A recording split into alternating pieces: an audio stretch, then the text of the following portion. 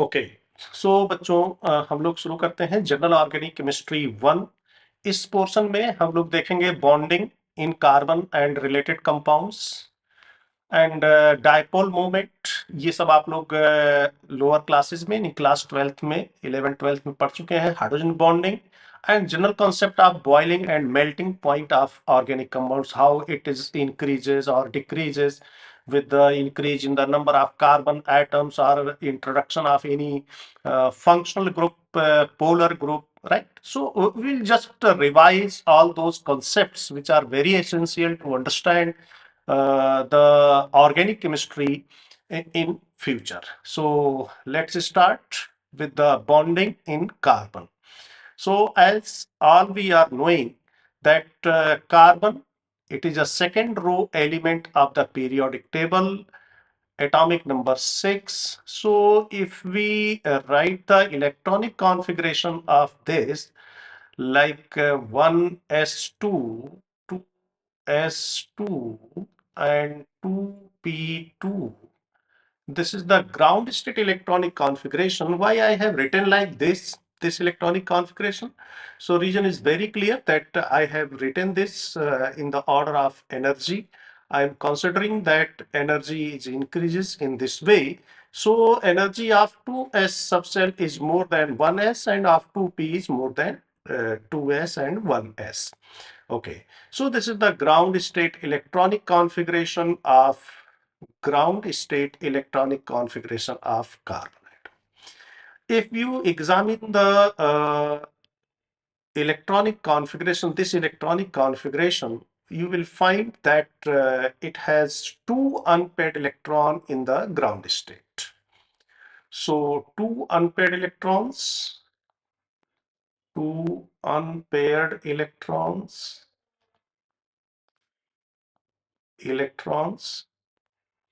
So as per the VBT, valency of carbon in this state, in which state? In the ground state, must be 2. So the covalency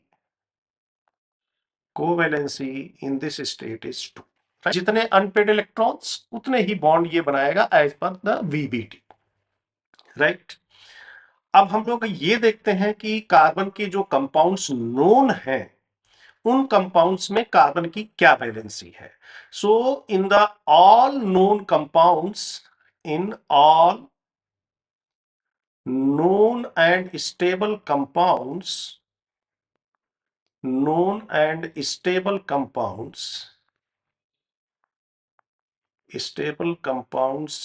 of carbon,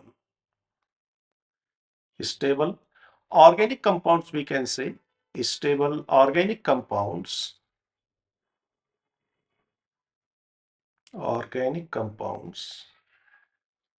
carbon is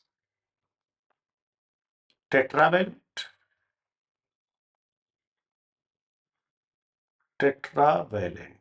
right? Means जो भी organic compounds carbon के यानी organic compounds stable और known है उसमें सब में carbon tetravalent है. तो एक चीज तो ये क्लियर हो गई कि कार्बन की जो टेट्रावैलेंसी है वो इस इलेक्ट्रॉनिक कॉन्फ़िगरेशन से हम लोग एक्सप्लेन नहीं कर सकते. राइट? इसका मतलब ये हुआ कि कार्बन अपने स्टेबल कंपाउंड्स में किस स्टेट में एग्जिस्ट करता है? एक्साइटेड स्टेट में एग्जिस्ट करता है. सो अगर हम लोग इसका एक्साइटेड स्टेट इलेक्ट्रॉनिक कॉन्फ़िगरेशन लिखें कार्बन का तो क्या होगा? 6C 1s2 2s1 and 2p3. So this is the excited state electronic configuration of carbon. Excited state. क्यों हम लोग इसको एक्साइटेड स्टेट कह रहे हैं? देखिए 2s की एनर्जी 2p से कम है और इलेक्ट्रॉन 2s में कितने थे? 2 थे. तो एक इलेक्ट्रॉन इसका क्या हो रहा है? जंप कर रहा है, किसमें? 2p में जा रहा है. कोई यहां पर रिस्ट्रिक्शन भी नहीं है, कोई क्वांटम रिस्ट्रिक्शन भी नहीं है. 2s का इलेक्ट्रॉन 2p में बहुत इजीली क्या कर सकता है? ट्रांजिशन कर सकता है. तो अगर हम लोग इसमें देखें एक्साइटेड स्टेट में तो हमारे पास कितने अनपेड इलेक्ट्रॉन्स हो जाएंगे? 4 unpaired electrons, 4 unpaired electrons, और अगर 4 unpaired electrons आ गए तो इसकी कोवेलेंसी कितनी हो जाएगी? Now the covalency is 4, covalency is 4। Okay, तो बच्चों अब एक क्वेश्चन यहां पर हम लोगों के दिमाग में ये आ रहा है कि भाई 2s से 2p में जो इलेक्ट्रॉन एक्साइट हो रहा है तो इससे क्या क्या चेंजेस हो रहे हैं। तो पहला चेंज ये हो रहा है कि कोवैलेंसी इसकी 2 से क्या हो रही है? 4 हो रही है। तो कोवैलेंसी जब 4 हो रही है इसका मतलब क्या हम लोग जानते हैं भाई? कोवैलेंसी अगर 4 है इट मींस कार्बन जो है वो कितने बॉन्ड बनाएगा? 4 बॉन्ड बनाएगा। इट मींस कार्बन यहां पे क्या बनाएगा? अपने स्टेबल मॉलिक्यूल्स में 4 बॉन्ड बनाएगा, और अगर ये ग्राउंड स्टेट में रहता तो कितने बॉन्ड बनाता? 2 बॉन्ड बनाता। तो इसका मतलब एक्साइटेड स्टेट में ये 2 एक्स्ट्रा बॉन्ड बना रहा है, राइट? और इन 2 एक्स्ट्रा बॉन्ड बनने में, बॉन्ड के बनने में हमेशा एनर्जी रिलीज होती है। तो जो एनर्जी रिलीज होती है 2 बॉन्ड के बनने में, that is much more than the energy required to promote this 2s electron to 2p। तो अगर हम लोग यहां पर देखें इसमें कुल एनर्जी का जो इन्वॉल्वमेंट आता है जो कैलकुलेशन में, that is approximately 97 kilo calorie पर मोल। किलो कैलोरी पर मोल का मतलब यानी Avogadro's number of carbon atoms को ले लीजिए आप, और उसमें यानी 6.023 इंटू 10⁻23 कार्बन एटम्स को अगर आप ले करके उसके 2s को 2p में क्या करना चाहते हैं? प्रमोट करना चाहते हैं, तो आपको इतनी एनर्जी देनी पड़ेगी। लेकिन 2 एक्स्ट्रा बॉन्ड जो फॉर्म हो रहा है उससे जो एनर्जी रिलीज होती है वो इस एनर्जी को क्या कर देती है? कंपनसेट कर देती है। तो एक बात ये क्लियर हो गई बच्चों कि कार्बन अपने सारे स्टेबल मॉलिक्यूल्स में 4 बॉन्ड बनाएगा, यानी टेट्रावैलेंट स्टेट में रहेगा, राइट? अब दूसरा क्वेश्चन अराइज होता है हम लोगों के दिमाग में कि एलॉन्ग विथ कार्बन और कौन कौन से एलिमेंट्स ऑर्गेनिक कंपाउंड्स में हम लोगों को मिलेंगे। तो कार्बन के साथ साथ hydrogen, along with carbon we have hydrogen in the organic compounds, we have oxygen in the organic compounds, we have nitrogen in the organic compounds, we have halogens in the organic compounds. Halogens includes F, Cl, Br and I. We have sulfur also, we have phosphorus also. So these are the common elements present in the organic compounds. Common elements present in organic compound. Present in organic compounds.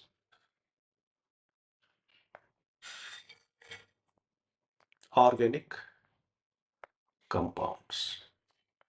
Right?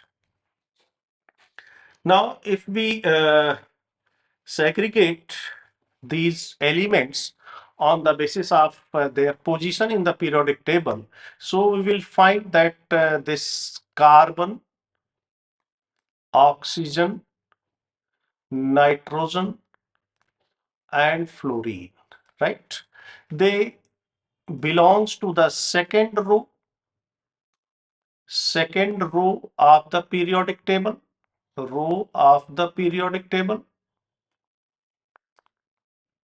periodic table. So have maximum how many valence orbital, means how many orbitals are there in the valence shell. So the number of valence orbitals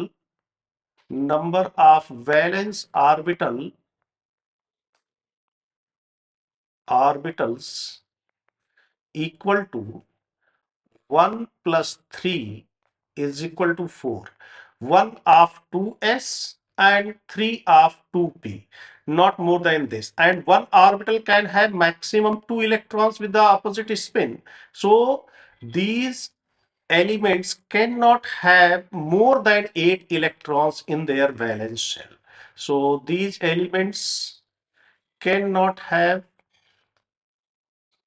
they cannot have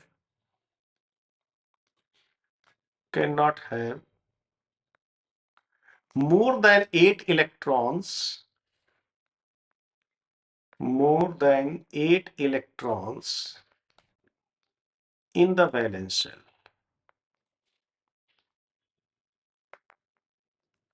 Valence shell, right? So in any situation, these elements cannot have more than 8 electrons in their valence shell. बाकी जो elements हैं like chlorine, bromine, iodine, sulphur, phosphorus, they can have more than 8 electrons. And what about hydrogen? Hydrogen can have maximum 2 electrons because it has only one orbital. So number of valence orbitals on the basis of this position in the periodic table or number of valence orbitals, we can conclude this, right? Now see, suppose that if we have taken uh, this one example of C2H4, suppose that आप सभी लोगों को पता है इस molecule के बारे में, C2H4 इथाइलिन, राइट? तो मैं कोशिश ये कर रहा हूं कि इथाइलिन मॉलिक्यूल के कुछ पॉसिबल स्ट्रक्चर्स मैं आप लोगों के सामने बनाना चाहता हूं। तो अगर हम लोग देखें तो इसमें 2 कार्बन, तो इसके कुछ पॉसिबल स्ट्रक्चर्स मैं कुछ इस तरीके से बना रहा हूं, सी सी सिंगल बॉन्ड, और टोटल कितने बॉन्ड हो गए कार्बन के अराउंड? 3 बॉन्ड हो गए। इस कार्बन के अराउंड भी 3 बॉन्ड हो गए। अब अगर हम इसकी बॉन्डिंग में देखें और इसके एक इलेक्ट्रॉन को हम यहां से इसके पास ट्रांसफर कर देते हैं, यहां पर 2 इलेक्ट्रॉन, अगर हम मान लेते हैं कि इस तरीके से बॉन्डिंग दिखाते हैं, तो इस कार्बन के पास कुल मिलाकर के कितने इलेक्ट्रॉन हुए? इसके पास टोटल इलेक्ट्रॉन्स हुए 6, और इसके पास इस कार्बन के पास 8 इलेक्ट्रॉन, राइट? ध्यान रखिएगा बच्चों, इनके पास 8 से ज्यादा नहीं हो सकते हैं, 8 हो सकते हैं, लेकिन 8 से कम भी हो सकते हैं। जैसे ही 8 से कम होगा इलेक्ट्रॉन, ठीक है, क्या होगा? इनके ऊपर कुछ ना कुछ चार्ज या रेडिकल कुछ ना कुछ इस तरीके से फॉर्म होगा। तो अगर हम लोग देखें ध्यान से, तो इस स्ट्रक्चर में अगर हम लोग इसको स्ट्रक्चर 1 कहते हैं, स्ट्रक्चर 1, तो इस स्ट्रक्चर में, इस स्ट्रक्चर की क्या फीचर है? इसमें कोई भी अनपेयर्ड इलेक्ट्रॉन नहीं है, no unpaired electron, no unpaired electron. तो मैं आपको डिफरेंट पॉसिबिलिटी बता रहा हूं कि एक मॉलिक्यूल है हमारे पास C2H4, उसके हम लोग कितने डिफरेंट स्ट्रक्चर्स बना सकते हैं, और इन सारे पॉसिबल स्ट्रक्चर्स में से कोई एक स्ट्रक्चर जिसकी एनर्जी मिनिमम होगी, उसी में ये मॉलिक्यूल क्या करेगा? एग्जिस्ट करेगा। अब अगर हम लोग दूसरा स्ट्रक्चर इसका देखते हैं, C single bond C, H H, 3 bond हो गए, और इसके पास हमने, तो यहां पर 7 इलेक्ट्रॉन, यहां पर भी 7 इलेक्ट्रॉन, राइट? यहां पर 2 अनपेयर्ड इलेक्ट्रॉन्स आ गए हमारे पास, यानी हमारे पास नहीं, इस मॉलिक्यूल के पास, ठीक है, 2 अनपेयर्ड इलेक्ट्रॉन, अनपेयर्ड इलेक्ट्रॉन्स। मान लेते हैं कि ये स्ट्रक्चर 2 है हमारा। अब हम लोग एक और स्ट्रक्चर इसका बनाने की कोशिश करते हैं, और वो स्ट्रक्चर ये है।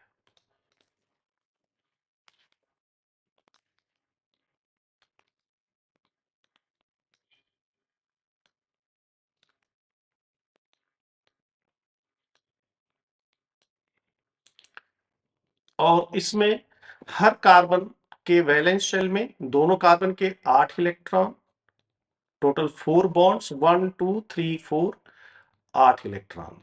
तो दोनों के पास 8 और 8 इलेक्ट्रॉन आ गए।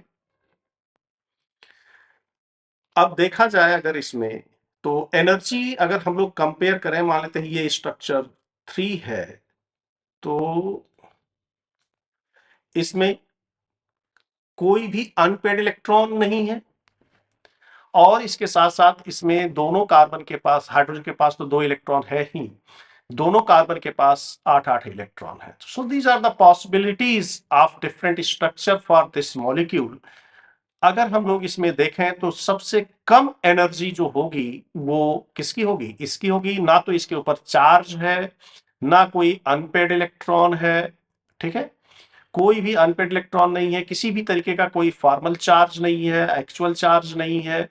और यहां पर देखें इस स्ट्रक्चर में 2 अनपेड इलेक्ट्रॉन्स हैं, यहां पे कोई अनपेड इलेक्ट्रॉन नहीं है, लेकिन फिर भी ये चार्ज्ड है। तो अगर हम लोग देखें तो इनमें रिलेटिव स्टेबिलिटी इन सब में देखें तो third one is the most stable, third structure, this is most stable. After that this first one, first, and least stable is the second. तो क्या करना है बच्चों, आगे ऑर्गेनिक केमिस्ट्री में के डिटेल में जब हम लोग चलेंगे तो इस तरीके से देखेंगे कि बॉन्डिंग कितना इंपॉर्टेंट पार्ट है हमारे इस ऑर्गेनिक केमिस्ट्री का, ऑर्गेनिक केमिस्ट्री के रिएक्शंस को समझने के लिए। तो इस तरीके से डिफरेंट पॉसिबिलिटी किसी भी मॉलिक्यूल के लिए हम लोग क्या कर सकते हैं। कभी कभी ऐसा भी होता है कि मॉलिक्यूल किस फॉर्म में रिएक्शन कर रहा है, रिएक्शन में उसकी स्टेट क्या है, वो नॉर्मल स्टेट से क्या होती है, अलग भी हो सकती है। तो ये सारी पॉसिबिलिटीज अगर आपने खुद से कर रखा है, पहले से कर रखा है, तो आप मैकेनिज्म समझने में आपको कोई प्रॉब्लम नहीं होगी। देखिए इसमें 8-8 इलेक्ट्रॉन टोटल न्यूट्रल, तो यहीं से आप कॉन्सेप्ट बना सकते हैं कि भाई अगर कोई एक मॉलिक्यूल है जिसके हम लोग बहुत सारे स्ट्रक्चर्स बना सकते हैं, तो और एक स्ट्रक्चर उसमें ऐसा है जिसके ऊपर कोई चार्ज नहीं आ रहा है और उसके ऑक्टेट उसका पूरा है, तो वो स्ट्रक्चर डेफिनेटली क्या होगा, बाकियों से जिसमें चार्ज है या रेडिकल है या जिसमें ऑक्टेट नहीं पूरा है, उन सबसे ज्यादा स्टेबल होगा। तो इस तरीके से हम लोग कार्बन में डिफरेंट टाइप से बॉन्डिंग को शो कर सकते हैं और एक स्टेबल स्ट्रक्चर उसका हम लोग क्या कर सकते हैं, आइडेंटिफाई कर सकते हैं। क्लियर? ओके। अब हम लोग देखते हैं बच्चों कार्बन की बॉन्डिंग थोड़ा और डिटेल में। तो कार्बन अपने कंपाउंड्स में ये डिफरेंट हाइब्रिडाइजेशन स्टेट में एग्जिस्ट कर सकता है। अगर कार्बन कोई जरूरी नहीं कि यहाँ पे हाइड्रोजन ही हो, लेकिन हम लोग, मैंने हाइड्रोजन लिया है, अगर कार्बन 4 बॉन्ड बना रहा है, चारों सिंगल बॉन्ड है, कोई जरूरी नहीं कि हाइड्रोजन ही हो, यहाँ पे कोई भी मोनोवैलेंट एटम हो सकता है जिसकी वैलेंसी 1 हो। तो कार्बन क्या होगा, sp3, यहाँ पे कितने सिंगल बॉन्ड्स हो गए, 1 2 3 4, तो 4 सिग्मा बॉन्ड हो गए इसके पास, इस कार्बन के पास। तो अगर कार्बन 4 सिग्मा बॉन्ड बना रहा है किन्हीं भी एटम्स के साथ, नॉट नेसेसरली हाइड्रोजन, यहां पे मैंने एग्जांपल हाइड्रोजन का लिया है, तो वो कार्बन sp3 हाइब्रिड स्टेट में रहेगा। हाइब्रिडाइजेशन के बारे में आप लोगों ने पढ़ा है, अभी मैं थोड़ा सा उसको रिवाइज भी करा दूंगा। यहां पे देखिए कार्बन सिंगल बॉन्ड हमेशा सिग्मा होता है, डबल बॉन्ड में एक सिग्मा बॉन्ड एक पाई बॉन्ड होता है। तो इस कार्बन के पास कितने सिग्मा हो गए, 3 सिग्मा और 1 पाई। इसी तरीके से इस कार्बन पर भी जो है 3 सिग्मा और 1 पाई। तो ये कार्बन भी sp2 हाइब्रिडाइज्ड, ये कार्बन भी sp2 हाइब्रिडाइज्ड, ये कार्बन भी sp2 हाइब्रिडाइज्ड, और इस तरीके से ये क्या हो गया, 3 सिग्मा और 1 पाई बॉन्ड। यहां पर देखिए ये कार्बन sp हाइब्रिडाइज्ड है और ये कार्बन भी sp हाइब्रिडाइज्ड है।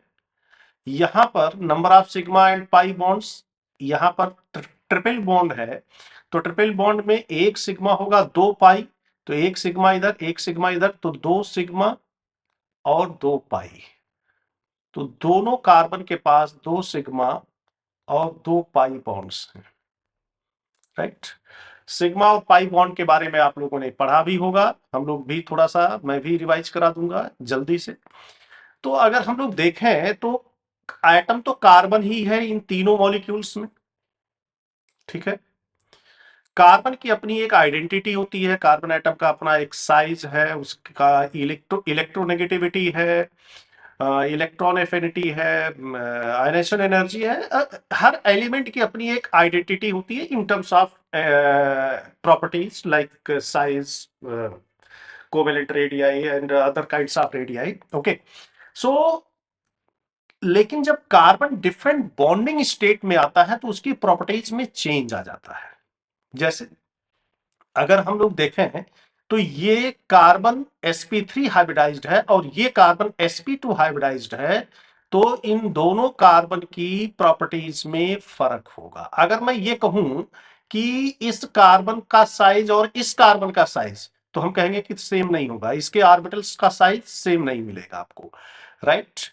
तो डिफरेंट बॉन्डिंग स्टेट में जो है हम लोगों को क्या मिलेगा, डिफरेंट प्रॉपर्टीज, सेम एलिमेंट की प्रॉपर्टीज क्या हो जाती हैं, डिफरेंट हो जाती हैं।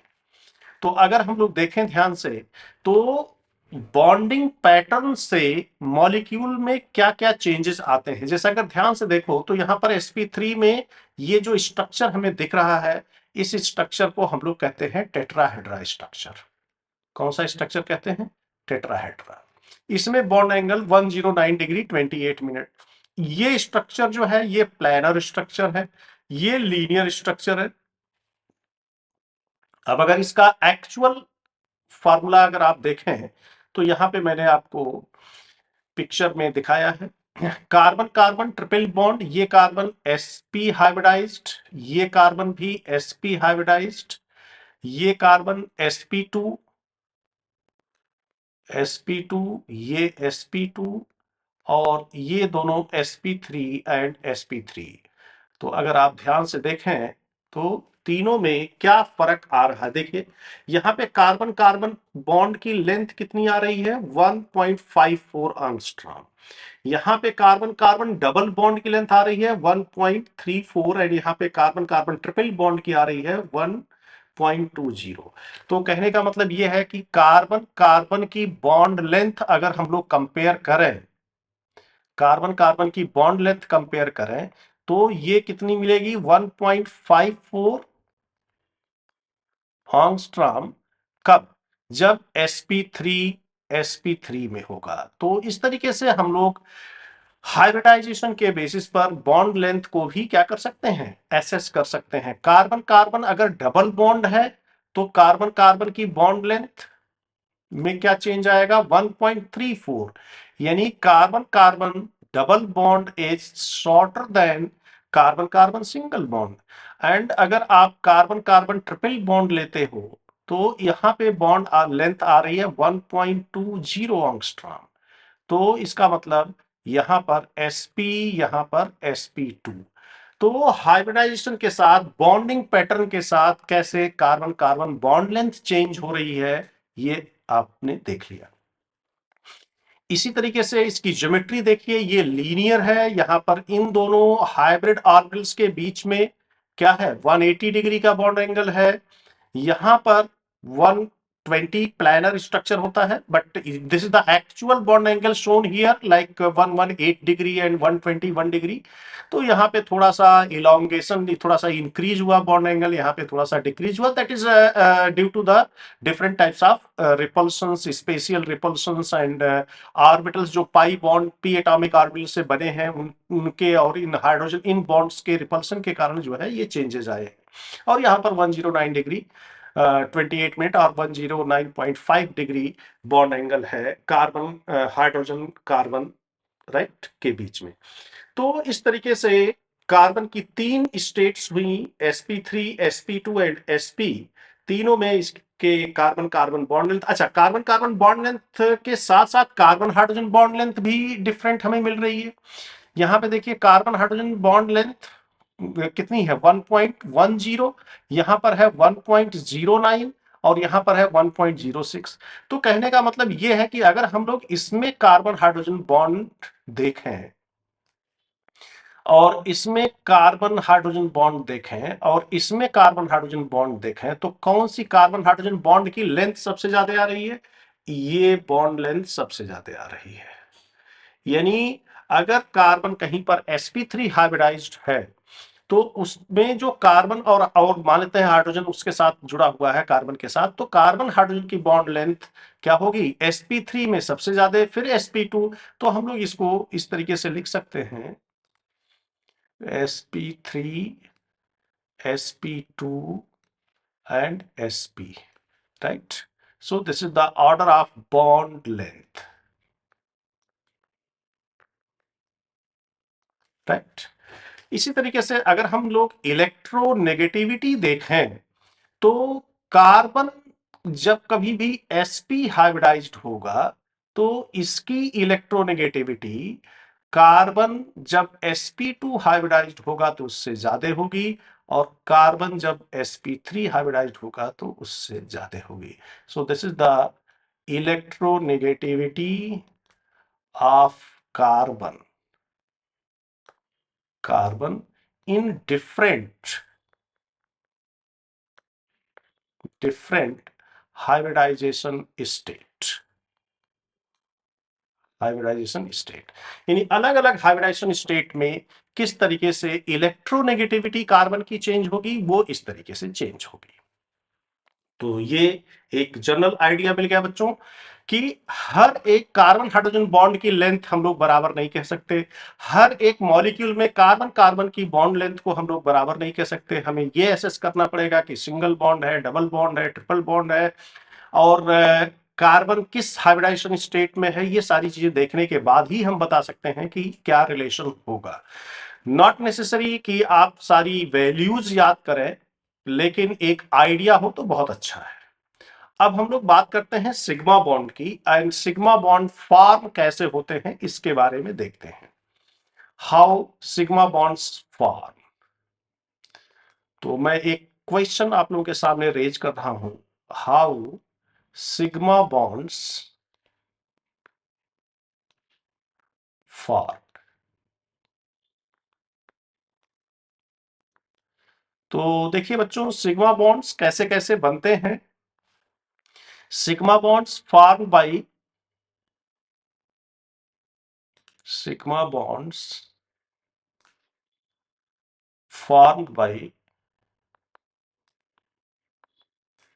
end to end overlapping, end to end end to end end to end overlapping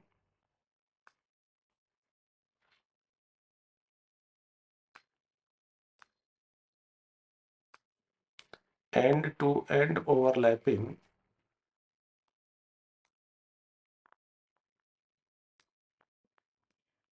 overlapping of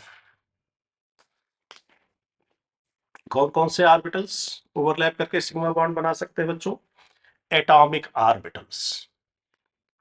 यानी एटॉमिक ऑर्बिटल्स जो है वो एंड टू एंड ओवरलैप करके एटॉमिक ऑर्बिटल्स, इनको हम लोग ए ओ से लिख सकते हैं। दूसरा hybrid orbitals, hybrid orbitals H O. तीसरी कैटेगरी हो सकती है, तीसरा कॉम्बिनेशन हो सकता है एओ प्लस एच ओ, यानी atomic orbital plus hybrid orbital. ये दोनों भी ओवरलैप करके सिग्मा बॉन्ड बना सकते हैं। तो ये तीन सिचुएशन है जब सिग्मा बॉन्ड बनेंगे, और किसी ओवरलैपिंग से आपको सिग्मा बॉन्ड नहीं मिलेगा। सिग्मा बॉन्ड का और क्या फीचर होता है? Sigma bond end to end overlapping से बनता है। दूसरा, इन इन ऑर्बिटल्स की ओवरलैपिंग से बन सकता है। तीसरा फीचर कि सिग्मा बॉन्ड्स जो है ये क्या होते हैं? डायरेक्शनल होते हैं।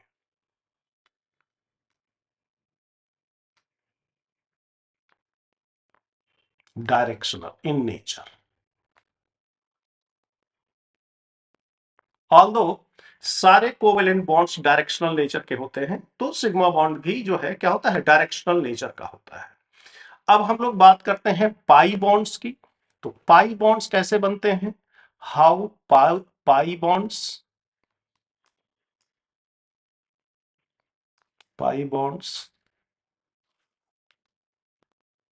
formed. So the answer is pi bonds are formed by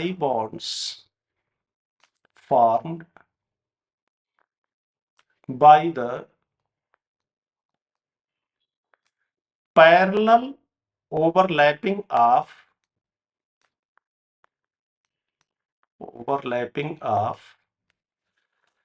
atomic orbitals.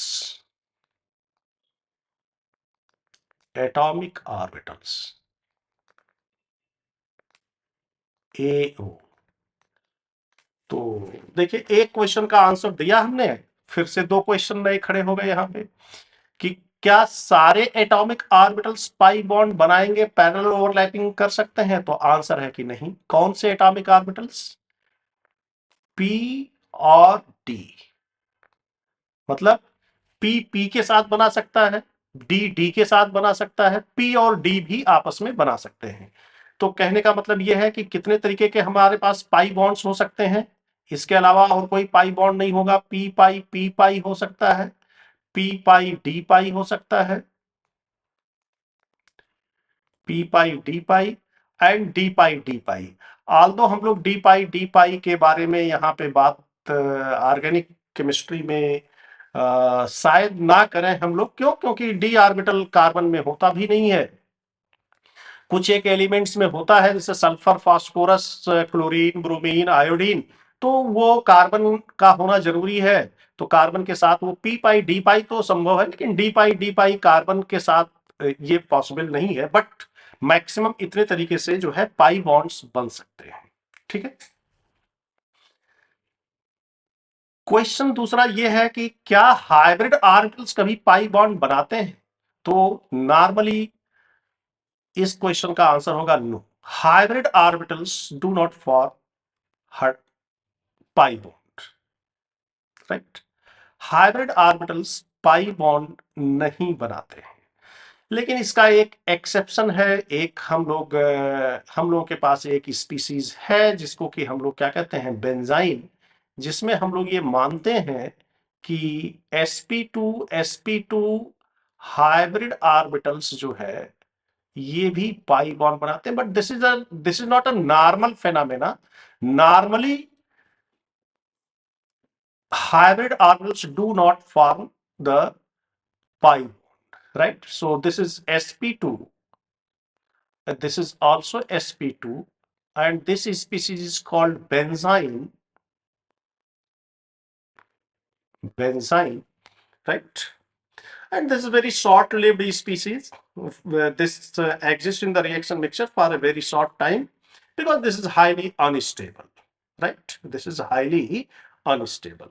So I think this is the case where we can have pi bond with the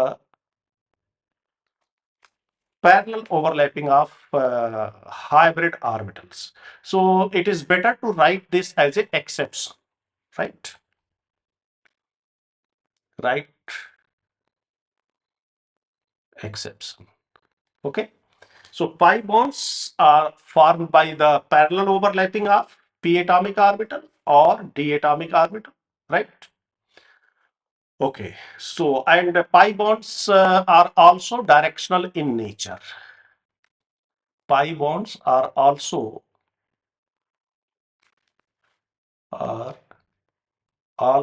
directional